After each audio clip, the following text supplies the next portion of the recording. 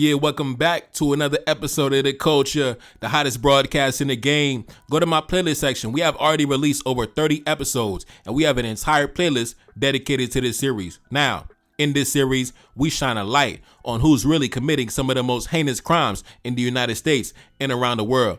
This project was inspired by years of me listening to certain conservative voices in the media focus on so-called crime in the black community, as if crime was something that was unique to us. So that pushed me to dig deeper into the true crime data, the headlines and the statistics to see where the true criminality is actually coming from. Now, let's get into today's episode. Now, the main subject of today's episode is a gentleman by the name of Donnie Birchfield Jr. We discussed his case on previous episodes, but now we have more updates in the case, and I believe that it's definitely one of the most craziest cases in recent memory that once again is being buried by the mainstream media. Like I say, man, these guys commit some of the most heinous acts, and it just gets buried in the media. Nobody has a conversation about it. Nobody attaches it to the collective. It just, comes and goes, flies clean under the radar. But thankfully, due to the fact that we have this beautiful broadcast, this illustrious broadcast, The Culture, we're not going to allow that to happen anymore. We're going to shine a light on all these activities. Now, this story is particularly heinous,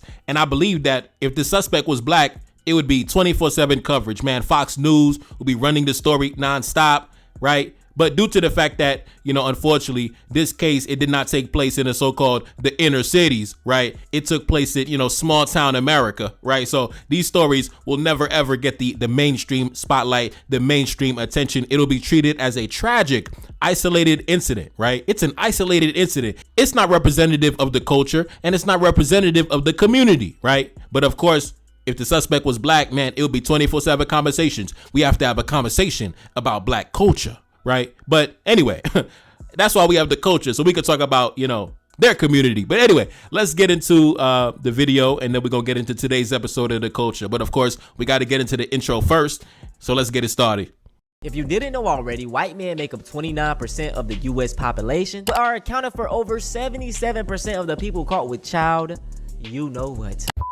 What's that? Get the away from me now. I'm going to knock your off, son. Why is he doing this? I just want to leave. I've got my property, I just want to leave. I didn't touch him. Palms together. Why are you guys doing it? I didn't touch him. If what's being alleged in this case is true, the suspect is certainly a sick and twisted individual, but that suspect is also now an accused killer.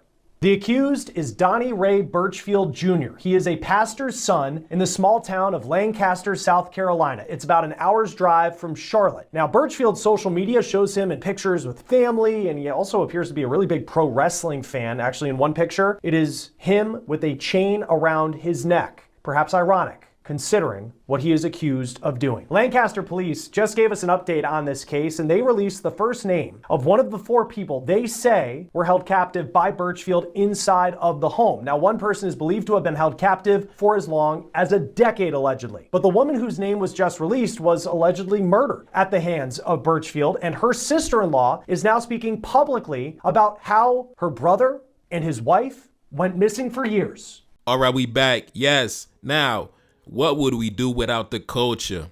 Where would we be without the culture? Man, if we didn't have this broadcast, individuals like this, their stories would just simply fall off the radar, right? Nobody would talk about it. How somebody have human beings, multiple human beings in captivity in your basement for almost a decade, right? And nobody even is having a conversation about this. And that's what I mean. You guys are excellent when it comes to the arena of propaganda, imagery, marketing, maintaining a certain image of yourself. You guys are excellent, right? Making sure to put the spotlight on certain demographics and certain activities while making sure to keep the spotlight away from certain demographics, committing other activities. You guys are excellent, right? You make sure to broadcast only your best and brightest. And guys like this, you make sure to keep them under the cover of darkness. But due to the fact that we have the culture, this illustrious broadcast, we're going to bring to light, everything you want us to keep in the dark. Now, anyways, let's talk about this guy right here, Mr. Donnie Birchfield Jr., apparently the son of a pastor. Man, what is up with the pastors recently? The pastors are going crazy. Remember, it started with Trump's pastor, then it went to the Charlie Kirk pastor, then it went to, the son of the pastor got people in captivity, in bondage. What is happening in the community, man? Anyway, let's get into his story. Now we got an update. We talked about him before, but now we got an update on, some more information on his case. So let's talk about it. Take a look up on the screen. A man faces charges for murder and criminal, illegal activity after holding 4 people captive in a basement. Crazy. How you keep 4 people locked in a basement and nobody knows about it, bro? You just going to church every Sunday, got people in the basement. This community different. I'm telling you, this community on a different level. Anyway, a South Carolina man is facing a murder charge after holding up to 4 adults captive in a basement for up to a decade. The situation came to light in July when police responded to a call about an unresponsive woman at the residence. The victim was 49-year-old Shirley Ann Arnsdorf. An autopsy later confirmed that she was murdered. Authorities alleged that Mr. Birchfield committed intentional acts that led to the victim's death. Birchfield is accused of keeping the victim, Ms. Arnsdorf, and 3 other individuals captive in a basement against their will since 2015. Warrants allege that Mr. Birchfield controlled every aspect of their lives, including whenever they could eat, sleep, or use the bathroom. He also is charged with numerous financial crimes and is accused of stealing their money and their bank cards. Mr. Birchfield was originally charged with false imprisonment and neglect. However, the investigation led to the critical charges of murder and criminal sexual misconduct. One relative of a captive told Channel 9 that she had been searching for her relatives for years before learning they were being held captive in a basement. Now, in this case, judging by the names of the victims, I believe the victims were white, right? But these stories don't even make, national news. Could you imagine? Now, if the suspect was black, now if you had a black man, had 4 individuals locked in the basement for a decade, national news, major coverage across the country, across the world, right? But when it comes to these guys having people in captivity since 2015, since Obama was in office, right? It don't even make the national news. Nobody talking about it, right? And that's why I say you guys are excellent when it comes to the arena of propaganda, imagery, marketing, crafting the perception of the public through messaging. You guys are excellent when it comes to this field. Like I say, in this arena, I got to give my props and tip my hat. You guys are excellent at, propaganda and maintaining a certain image for yourself while denigrating the image of other people. Anyway, let's continue. Next story, October 17th, the other day, a triple murder suspect crashes into an establishment and injures a pedestrian. Let's talk about this one. A devastating chain of events which spanned 2 Texas jurisdictions, beginning with a triple homicide and culminating in a crash at a convenience store. The suspect, Christopher Reed, is currently hospitalized in critical condition after a sequence of attacks that left 3 people dead and 3 people injured. The violence began just before 2 a.m. at a home in Cedar Creek subdivision in Maybank. Mr. Reed shot 5 people and killed 3. Kimberly Simpson, Connie Patrick, and Ronnie Hammonds. Kimberly and Connie died from multiple gunshot wounds, and Ronnie died from a gunshot wound, blunt force trauma, and multiple stab wounds. 2 additional victims were also shot and hospitalized, Colton Reed and Henry Hopegood. After the shooting, Christopher Reed fled in his Dodge Caravan, driving 40 miles west around 5 a.m. He intentionally crashed his minivan into the entrance of the travel center. The vehicle struck a woman inside the store and pinned her against the wall. After the vehicle crashed, the suspect pulled out a gun and shot himself in the head. He was transported to the hospital where he remains in critical condition. Now, that happened like a few days ago, right? A couple days ago, recent case, right? Recent. And I'm not sure if you heard anything about it, but I didn't hear anything about it, right? Guy went on a mass shooting rampage, crashed into an establishment, pinned a woman against the wall, pulled out a gun, shot himself in the head, and he survived. Like I say, man, action movies in the white community. Let's continue. Next story, October 20th, today. Parents bury the body of their 26-year-old special needs son in a shallow grave inside the backyard. Let's get into this one. A mother and a stepfather, December Mitchell and Jonathan Mitchell, were arrested in Texas after the body of their son, Jonathan Kinman, was discovered buried in a shallow grave. The investigation began when the police conducted a welfare check for the victim, Jonathan Kinman, who had a rare genetic disorder and lived at the house with his parents. During the welfare check, police were given information that suggested that Mr. Kinman was already deceased in the backyard. Authorities said the parents attempted to mislead them, claiming that the victim was taken to a hospital and pronounced dead, a story later determined to be false. On Wednesday, the police, along with the Texas Rangers, executed a search warrant at the residence and located the body of the victim in a shallow grave. police are not releasing additional details, citing the ongoing nature of the investigation. Now, that's why I say, aren't the conservatives always talking about, oh, the black father, the father? And like I always say, the father is very important. I have a great father. I would never discount the value of the father, especially the black father. I'm a product of the black father, as you can see. But I just think that they're the wrong demographic to talk about the importance of fathers, because with every news story we discuss, we see that the white father, whether he's active or not, it don't make no difference. It don't mean nothing, really. The white father, whether he's there, whether he's absent, whether he's present, it don't matter. You know, it's still producing mass shooters. You burying the children in the backyard with the father inside the house, right? So like I say, man, the conservatives really need to stop talking about the black father and the black family, because the white father and the white family ain't nothing to emulate. The white father and the white family, y'all don't got it together. It's a tragedy in your community. Your community is upside down, bro. You the last one to talk. Keep your mouth shut. That's a fact. Keep your mouth shut. Anyway, let's continue. Next story, October 2025. Former Alexandria police officers arrested for malfeasance. Let's get into this story. Two officers, Austin Butler and Dylan Tritle, were arrested on October 2nd, 2025 by Louisiana State Police for malfeasance in office following a state investigation into multiple use of force incidents caught on body camera. The arrest stemmed from 3 separate violent encounters within a 24-hour period. The first incident occurred at a motel after officers responded to loud music. A black resident complied with the request and was gathering his property. As the man exited the driveway, he lightly brushed up against Officer Butler. Butler immediately grabbed and assaulted the startled man and handcuffed him and accused him of battery. The city official stated that the officers appeared to manufacture the scenario for the battery charge. During the arrest, officers threw away the man's most important personal property, including his military discharge papers. The second incident occurred at a local bar involving a young black man who agreed to leave. When the man asked for a ride, one officer said, "I have a dog, not unless you want to get bit." The man, showing curiosity, walked towards the patrol car to look inside. The 2 officers immediately rushed him, slammed him to the ground, and one punched him and the other handcuffed him. The man said, "I didn't do anything, I'm sorry."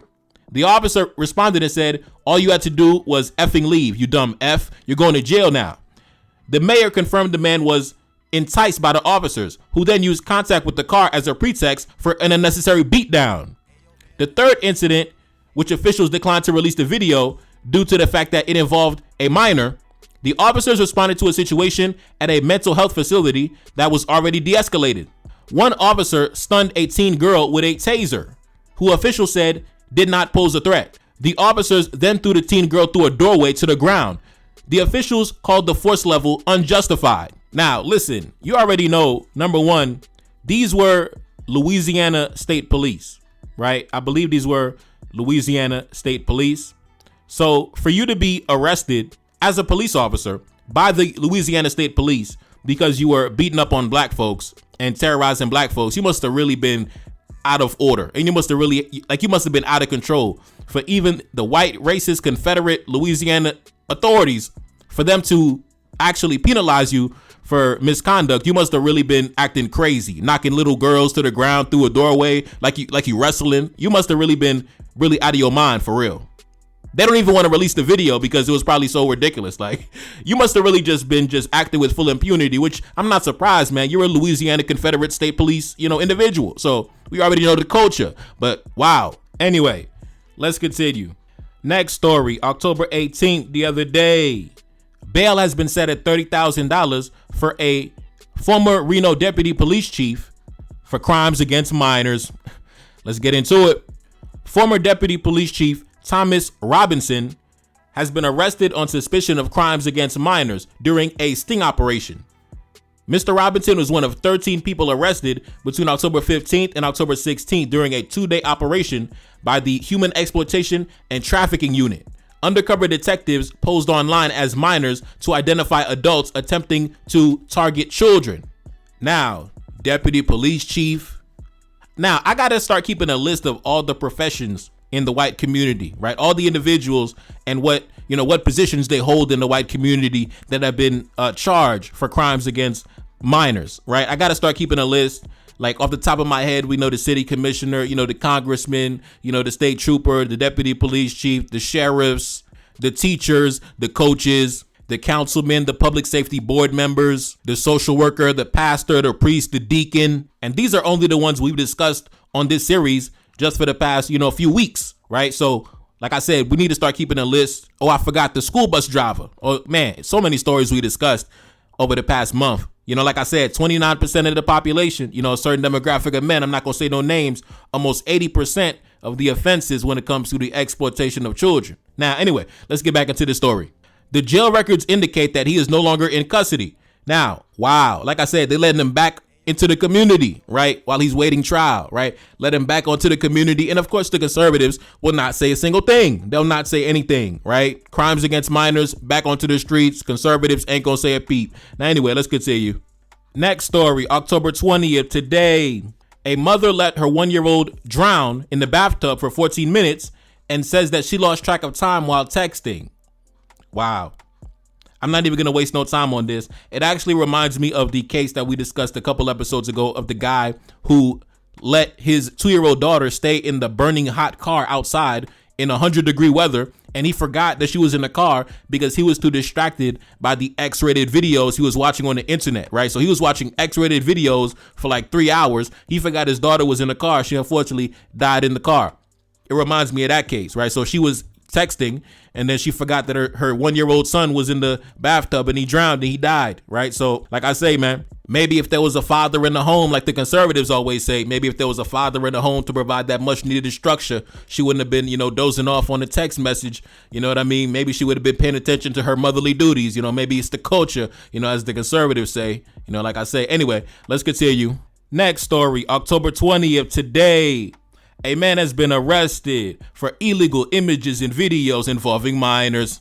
Like we always say on this beautiful broadcast, The Culture, where we examine the culture, a certain demographic of men cannot go 24 hours without getting arrested for crimes against children. We gave them the challenge 2 days in a row. Can you go 24 hours? Don't make the news. Don't make the headlines for committing criminal acts against their children. They failed 2 days in a row, right? They failed 2 days in a row. On the second day, it was so bad, they had like multiple stories.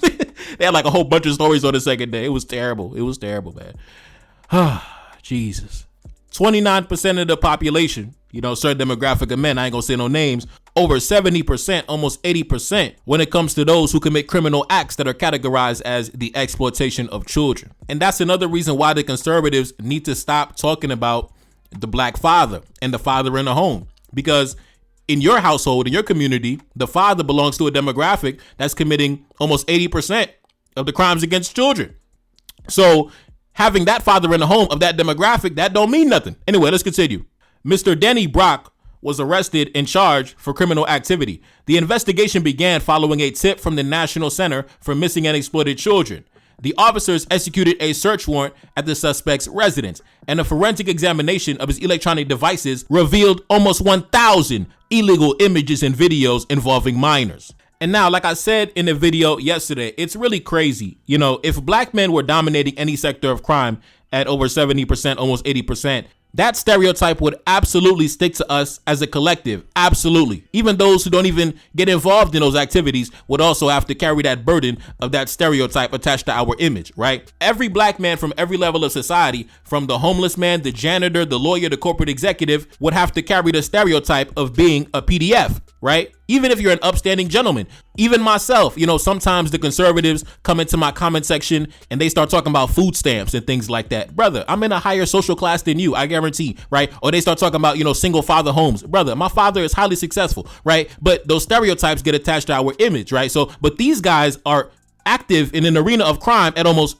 80%, but somehow that stereotype doesn't get attached to their image. These cases are treated as individual cases. Oh, this is just an individual guy, right? The negative stigma of these crimes never get attached to their collective. Even though we sit on this broadcast every single day, arrests are being made. Every single day, search warrants are being carried out. Every single day, federal indictments are being drafted up and delivered. But somehow, the stereotype never gets attached to their image, right? And I just want to say, man, I tip my hat at the level of skill you guys have when it comes to propaganda, right? Propaganda, that's your arena for real. Anyway, let's continue. Next story, October 20th, today. A man has been arrested for downloading illegal images and videos involving minors. Mr. Alex Radomski, 40 years old, has been charged with criminal activity. The investigation began after the state police discovered that more than 560 files of illegal images and videos involving minors had been downloaded by a resident in the community. Further investigation traced the downloads to an IP address assigned to Mr. Radomski. The National Center for Missing and Exploited Children indicated that hundreds of these files contain child victims who had been previously identified by law enforcement. Damn, so these are missing children or something like that? We have children missing, and these guys got the illegal images and videos of them, and their families are looking for them. And meanwhile, we have individuals like this in the community sitting around watching illegal images and videos of missing child victims. Yo, every day, man, it just gets worse and worse. Like I say, man, every day, new levels of depravity and barbarity and savagery get unlocked in this community. You know, like, wow, is there ever a ceiling? Is there ever a limit to the savagery and barbarity? And I also want to know, when are we allowed to start having conversations surrounding the culture? Because just like the conservatives, when it comes to certain activities, they minimize it down to, oh, that's black culture, right? They liken it to black culture, right? So when are we allowed to have the culture conversation in regards to a certain activity that comes up every single day in your community? I believe that when a group of people are doing something every single day, like very frequently, right? I believe that you can start having conversations about whether this is something that is embedded into the culture. Is this a cultural element, a cultural fabric, right? When are we allowed to have the culture conversation, the same conversation we have to the black community, right? When they say, oh, this is black culture. This is black culture, right? This criminal activity, this is black culture. So when can we start having the same conversation for you, right? Now, I'm not asking permission. I already started the conversation, but I'm just saying, like, when are we allowed as a collective, as a country, as a community, when are we allowed to have that conversation on the mainstream level? Anyway, let's continue, man. Crazy. Next story, October 16th, the other day, a man has been arrested for 23 felonies for crimes against minors and illegal images and videos involving minors. Let's get into this one. Tragedy in the community. Mr. Aaron Gorham of Indiana faces multiple felony charges after authorities say he committed crimes against his own children and possessed a massive amount of illegal images and videos involving minors. The case began when the Indiana Crimes Against Children Task Force received multiple reports from Google and Dropbox regarding illegal images and videos involving minors. The case was escalated to major priority after new information confirmed that one of the victims was his own child.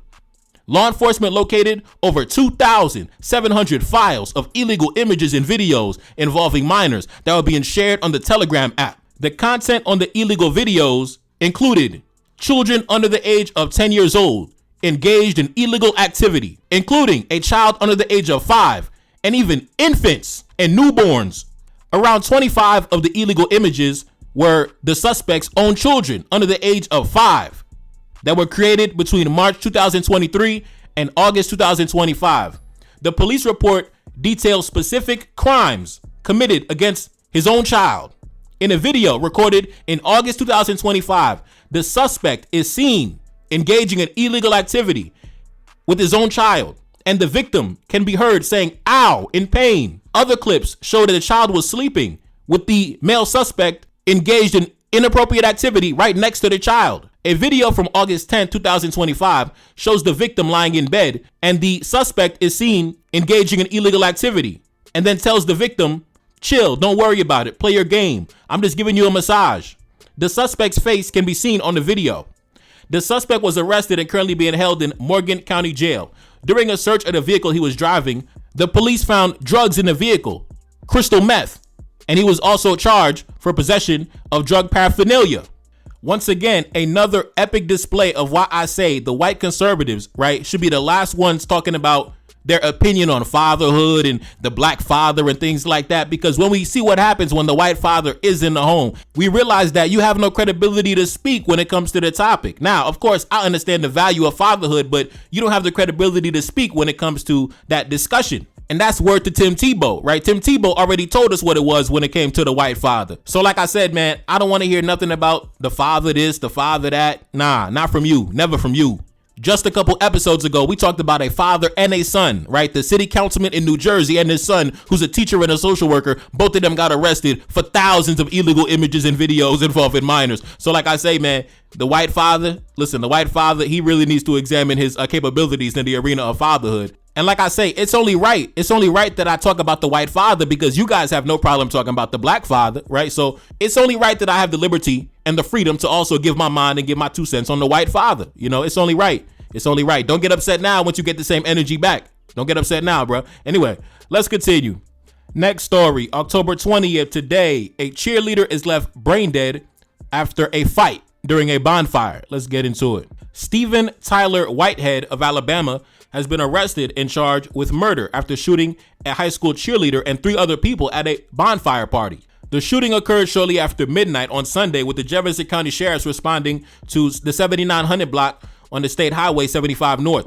Deputies found 18-year-old Kimber Mills suffering from a gunshot wound, along with 2 other men aged 18 and 21 who also had been shot. A 4th victim, a 20-year-old woman, was taken to the hospital by a friend. So it seems like, just like the story we spoke about earlier, it seems like this guy carried out a mass shooting while everybody was chilling at the bonfire. Like I said, you know, they go that illustrious, you know, the illustrious fruit of the white father. Let's continue.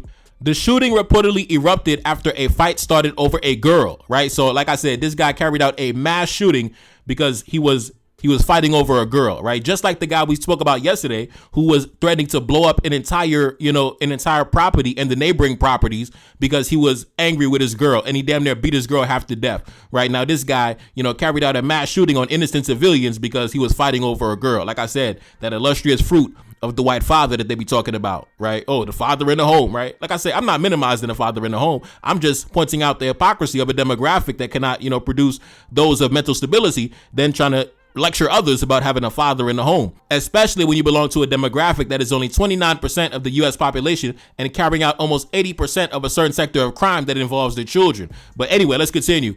Kimber Mills, the victim, is currently alive, but her family expects that she'll be declared dead in the coming days due to severe brain trauma.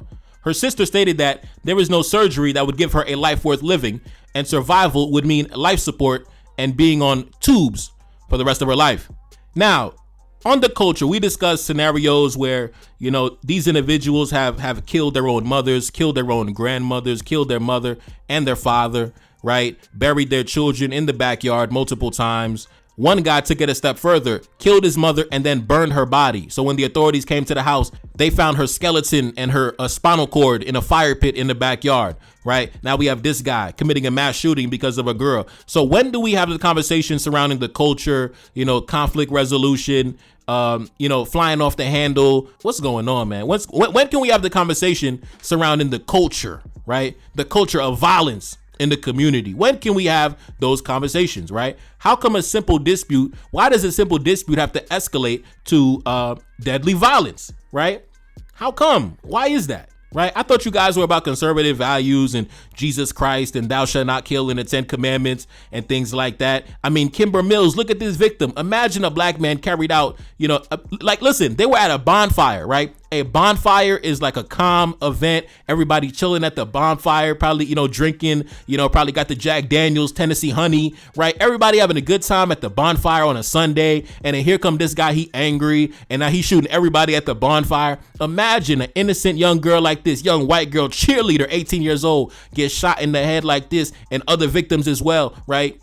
It would be, like I said, the conservative talking head booty clapping grifters would be going ham, 24/7 coverage. The violent black man killed the innocent victim and innocent civilians at the bonfire. The savage black man barbarian. But when it comes to this, we don't even hear about these stories. You don't even hear about them, right? I thought you guys loved the women. I thought you guys protect the women. What happened to Irina Zarutska? She was a European immigrant. This lady right here, an American citizen, homegrown American, right? American as apple pie in baseball. But you're not going to say anything for Kimber Mills, but you want to cry for 60 days for Irina Zarutska, a refugee, but you're not going to say nothing for your homegrown American white women? Huh? Clowns, charlatans, grifters, all of you. I've exposed you. Anyway, let's continue.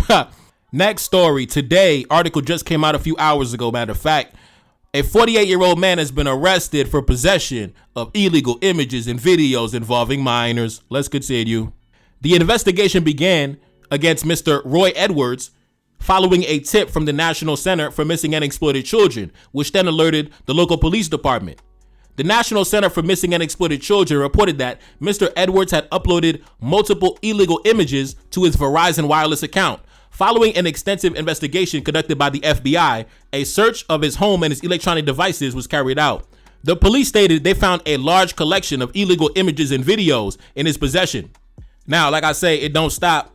It don't stop. It really don't stop. If black men were committing, a certain type of crime at this rate, the national conversations would never stop. Black men wouldn't even be allowed to pick up our own children from the elementary school because of the stereotype and the stigma that would be attached to our name, right? We wouldn't even be allowed to come pick up our children's report card or go to parent-teacher conferences because they would think every black man is a PDF. But these guys, coming at over 70%, almost 80%, man, nobody even bats an eye. Nobody even says a word. But that's the power of propaganda. That's the power of imagery and marketing. Man, shout out to y'all. Not really, but shout out to y'all. Anyway, next story. An Oklahoma teenager avoids any prison time despite being convicted for crimes against women. I need you to stop and listen to this story because this predator's face needs to be everywhere. His name is Jesse Mack Butler, and he's 18, a high school athlete from Stillwater, Oklahoma, which is the same town where Oklahoma State University is. His dad, Mack Butler, is OSU's former director of football operations, and his mom, maybe even his sister, still work at OSU, and that'll matter in a second. Oh, and by the way, make sure to hit that follow button. So, when Jesse was 17, he was charged as an adult, facing 78 years in prison for SA in horrific assaults that left at least one girl hospitalized. One victim said that she told him no, and he choked her until she blacked out. Doctors say 30 more seconds and she would have been dead. When she came to, he did it again because he wanted to record it on his phone. So, he pled guilty, admitting what he did, and he was set to spend decades behind bars. But then, Judge Susan Worthington comes along, a woman with deep ties to OSU and its athletic community. She stepped in and reclassified him as a youthful offender, and that single move wiped out the entire adult conviction and the 78-year sentence that came along with it. From there, he changed his plea to no contest, which still means he admitted to what he did, and the court found a factual basis for every charge. But how long did he get? Well, it certainly wasn't 78 years. He got 150 hours of community service. Along with it came a curfew, counseling, and supervision by the Office of Juvenile Affairs until his 19th birthday, which is less than a year away. After that, the state's jurisdiction ends, and his record gets expunged, no SO list. His psychological evaluation and rehabilitation plan are sealed, so the public can't even see why the court thought he deserved to walk free. And according to people close to the case, he's still messaging girls, asking if they're single, asking to hook up, while he is still enrolled, at least virtually, at Stillwater High School. Meanwhile, his victims live with the trauma the court can't erase. This is what happens when power protects privilege. Someone can admit everything, face nearly 8 decades, and walk out with community service all because of who he's connected to and a plea deal. If that doesn't make you furious or beyond furious, it should, because this isn't justice, it is permission. He will offend again, probably next year at college where he has alcohol to help ply his victims. Now, welcome to the culture. Welcome to the culture. As you can see, these stories just get buried off into the headlines, man. Just get buried off into the headlines for everybody to see, right? But I'm sure, like I said, if the suspect was black, oh, man, Matt Walsh should be coming out the woodwork. Benny Johnson will be jumping out the bushes. Man, if Charlie Kirk was still around, Charlie Kirk would be added his 2 cents. But of course, because, it's just a good old American boy, good old baseball playing boy, we're not going to hear about it. So he's going to go to college. And I'm sure he's going to, be targeting women, definitely, for sure. A woman is probably going to lose her life because the judge allowed this criminal to be released onto the streets. But anyway, let's get into this story before we get out of here. Jesse Mack Butler was sentenced to 78 years in prison for a string of crimes against teenage girls, but will avoid any jail time after a judge approved his plea deal that reclassified him as a youthful offender. Back in March, when Butler was 17, he was charged as an adult for 10 felony counts related to a brutal assault against 2 female classmates when he was in high school. Butler repeatedly attempted to commit criminal acts against a victim over 3 months and would strangle her if she refused. The victim required surgery to repair her neck. Her doctor stated that she would have died if the strangulation lasted for just another 30 seconds, right? She was 30 seconds from death, right? Had her at death's door. But guess what? No jail time, baby. No jail time. Good old American boy. I beat the case, right? Choked the woman 30 seconds to death. 30 seconds from death. But somehow he beat the case. Anyway, let's continue. The victim reported that Butler was aggressive and violent. She alleged that during one incident, when she refused the assault, he strangled her until she passed out and then recorded the act on his phone, right? So this guy, Jesus Christ, man. Anyway, let's continue. These guys always got to get things on videos, man. Always coming with the illegal images and videos. But like I said, where are the conservative booty clappers, right? Where are the conversations, the national conversations to talk about the bleeding heart liberal judges, the Democrat judges allowing the dangerous criminals to walk free, right? Oh, you don't want to talk about that in this case for the good old American boy, the good old baseball playing boy. Oh, you don't want to talk about that. Oh, we don't want to talk about the bleeding heart liberal judges in this case, right? You guys are a bunch of charlatan, booty clapping jackasses. And that's why nobody respects you or has any, doesn't take you seriously. Because like I said, you have no foundation in your ideology. Your ideology changes based on who you're talking about, right? You can say one thing for this person and the next person you're saying something totally different, right? So that proves to me that you have no solid foundation as a man. You have no solid foundation as a man. You're just looking to advance your personal agenda at whatever means necessary, by any means necessary. Here you have a suspect, right? Suspect, 18 years old, and he's already been charged and convicted for attempted murder by strangulation and crimes against women and recording the victims until they passed out, right? So this guy is clearly an extreme danger, undeniable danger to the community. But I haven't heard one conservative jackass get on his microphone on his massive platform and alert the community, bring attention and awareness to the community. But these guys claim they want to care about, safety of the community and the judges, letting out criminals into the community, and they want to protect the women in the community. We know that's false because you guys lead in all the worst crimes against women and children. But still, even in this case, a perfect case, right? Way more barbaric than Irina Zarutska, right? Choking women damn near to death. If he kept going for 30 more seconds, she'd have been dead, right? But guess what? He beat the case. Beat the case, not a single day in jail, just community service. Good old American boy, right? Clowns, clown culture. And what message does that send to other boys in his demographic, other boys around his age? That sends a clear signal that if I'm young, I'm white, then I can go out and commit the top level violent felonies and I'll get off because, oh man, I'm a youthful offender. I'm a youthful offender. So now we can choke women damn near to death and beat the case, right? Because I'm a youthful offender. Now we know the black child can't do that. We know the black teenager can't do that. But we know that sends a clear signal now to all the violent predators of this demographic. Do whatever you want. You have liberty to do whatever you want, right? We have a precedent set in the legal system that you can literally choke women damn near half to death, close to death, and beat the case, right? So we have a clear loophole in the system that you guys have now set a precedent on the books for. But of course, like I said, thankfully, we have the culture to bring awareness to this depravity, thankfully. But anyway, I'm not going to be here too long, man. It's your boy Neferkari, that's Celine, back in the building, yes indeed. Second single of the next project, The Spy in Bamako. Pin comment at the top. Subscribe to the Patreon, NTD1814, and I'm gone. Peace. Feel like it's see me, I feel like I'm Saudi or ran up on Yana in the middle of Bamako. Enemy line, they claiming he innocent. Don't do no talking, I gotta move militant. Don't do no talking, I hit him with facts. 1804, bringing it back. 1804 like I'm Mother Cap Henry. King with the vision, the crown never empty. Top of the mountain, my soldiers defend me. Ducking and dodging the foreign intelligence. Hitting my dance on the DGSE. Dodging they traps, still on my feet. Feeling impeccable, feel like I'm shining. Go to my neck and I'm flooded with diamonds. Go to my neck and I feel like a mess. Feel like a lion, I'm in the savannah. Feel like the king when I'm up in the jungle. Never defeated, I never been humble. Come out victorious every encounter. Money machine give me help when I count it. Money machine stack it up in a beat. Heart of a king and I ride for the team. Weight of the world got it stuck on my shoulders. Bet you can feel it, my heart getting colder. Yeah,